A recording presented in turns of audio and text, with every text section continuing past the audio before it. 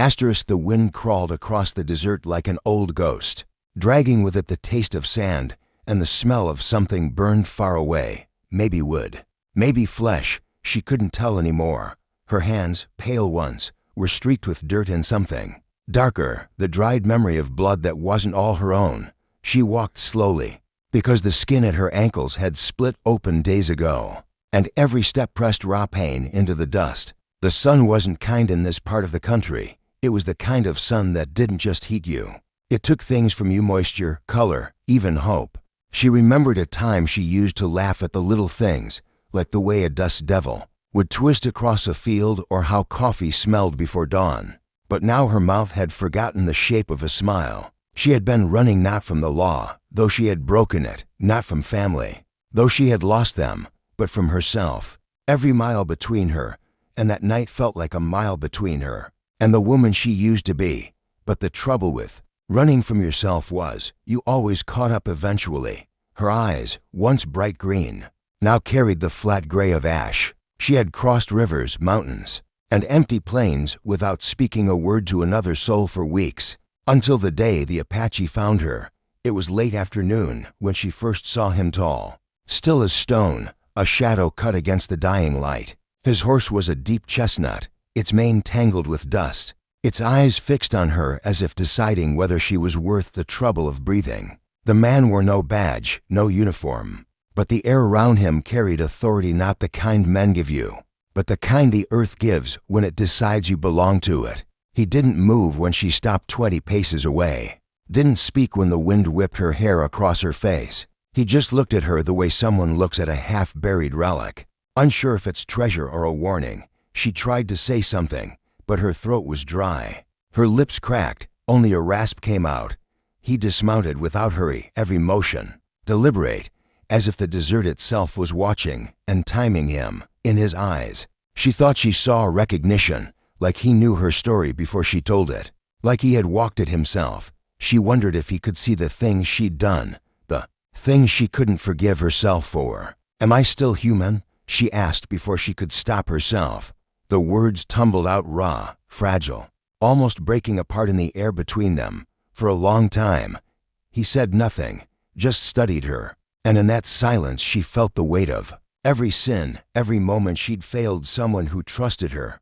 Finally, he stepped closer, so close she could see the fine lines at the corners of his eyes, carved there by years of sun and sorrow.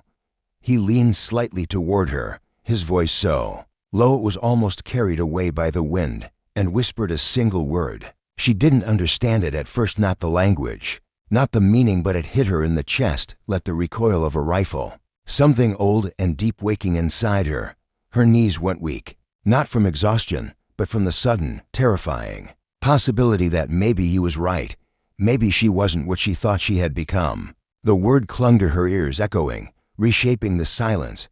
She didn't know it yet, but that moment was the line the rest of her life would be drawn from. A before and an after, and nothing would ever be the same. The desert was different after that word. She couldn't explain why. There were still the same jagged rocks, the same thirst, the same silence that wrapped around her like an unwelcome shroud. But something inside her had shifted, and the weight she'd carried for so long no longer dug quite so deep into her bones. The Apache didn't offer her comfort in the way most people understood it. There were no soft words, no easy promises. Instead, he turned away and began to walk, slow and steady, and something in his stride told her to follow. She did. They traveled for hours without speaking, the sun falling behind them, painting the sky in bruised purples and gold. She watched his back, the way he moved with the land, how even his shadow seemed to belong to it.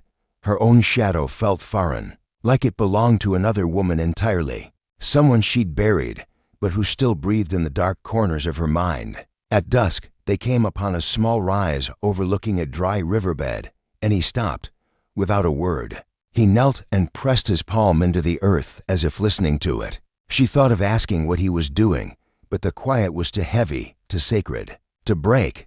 Finally, he looked at her, and in the fading light, she saw not a stranger, but someone who had stood in the same place she now stood, on the edge between what was lost and what could still be saved. He spoke again, and though she understood only fragments of his language. The meaning settled deep in her like rain on cracked soil. He told her about a woman from his people, long ago, who had done things she thought could never be forgiven, who had walked the land like a ghost until she learned that being human was not about the mistakes you carried, but about the choices you made after them. "The word I gave you," he said, "it is not what you are, it is what you can become." Something broke inside her then, not in a way that destroyed, but in a way that let the light through. For the first time in months, she felt her own breath fill her chest without the taste of iron and regret. They camped that night beneath a sky so full of stars it made her dizzy. The firelight flickered against his face, and she thought about how people like him didn't belong to any town or church or law. They belonged to the earth, and the earth had made them its truth keepers. She wondered if, by walking with him, she could learn to keep her own truths, too. In the distance, coyotes sang to the moon, and the sound made her feel strangely alive. She didn't know where they were going, and for once, the not knowing didn't frighten her. Somewhere deep down, she understood that the road ahead wouldn't be easy, that she would still have to face the people she'd wronged, and maybe even herself. But she also understood something else: that word he'd whispered had planted a seed, and it would grow, no matter how long the desert tried to starve it. She lay down on the hard earth, staring at the endless sky, and for the first time in a long time, she closed her eyes without fear. To the ones watching her story unfold, don't just let it pass by. Every story, every soul searching for light in the dark, needs someone to witness it. If you've walked these miles with us, if you've felt the grit of this journey under your own skin, then subscribe and stay with us, because the road ahead will carry more than just dust and echoes. It will carry truths that might change you too. Asterisk. Morning came quietly, as it often does in the desert. No birdsong, no soft breeze through leaves, just the slow bleaching of darkness into pale gold as the sun clawed its way over the horizon. She woke to the crackle of embers and the smell of smoke, her body stiff from the cold ground. The Apache was already on his feet, standing on the ridge, eyes scanning the land as though reading a story only he could see. For a moment she just watched him, the way he blended into the dawn, his silhouette a part of the land rather than apart from it. When he finally turned, he tossed her a strip of dried meat and pointed toward the east. No words, but she understood time to move. They rode hard that day, his horse carrying her now, because the deep cuts at her ankles had grown worse. The rhythm of the animal beneath her, steady and unyielding, was like a heartbeat she had forgotten she could trust. By midday, they reached a cluster of low hills where the land folded into itself, hiding a narrow trail no map would ever mark. The path led to a canyon, its walls painted in layers of red and gold, each striation holding the memory of 1,000 years. As they descended, she felt the air change cooler, heavier, laced with the scent of water. At the canyon's heart lay a small spring, ringed by willows whose leaves shimmered like coins in the light. He told her this was a place his people called the mirror, because the water here showed not the face you carried, but the truth you buried. She knelt at the edge, her reflection wavering on the surface. At first she saw only what she always did: dust, sweat, the tired lines of someone who had walked too far into herself. But then, as the water stilled, another image bled through her, but different: eyes steady, shoulders unbowed, a faint curve of something like hope at the corners of her mouth. She recoiled, unsettled. "What does it mean?" she asked, but he only answered with a question. "What do you want it to mean?" That night, they camped in the canyon, and the walls seemed to close in with the weight of their silence. But somewhere in that stillness, a shift happened. She found herself telling him pieces of her story, not all of it, not the worst of it, but enough for him to know she had blood on her hands that wasn't her own. He listened without judgment, his gaze fixed on the fire. When she finished, expecting condemnation, he simply said, "Then you have work to do."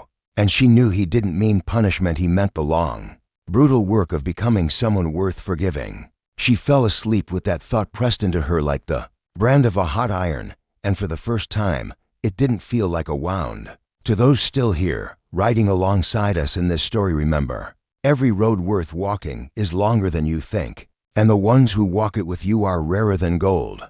If you want to see where this trail leads, subscribe and ride on with US, because the next turn may bring more than either of us can carry alone. Asterisk.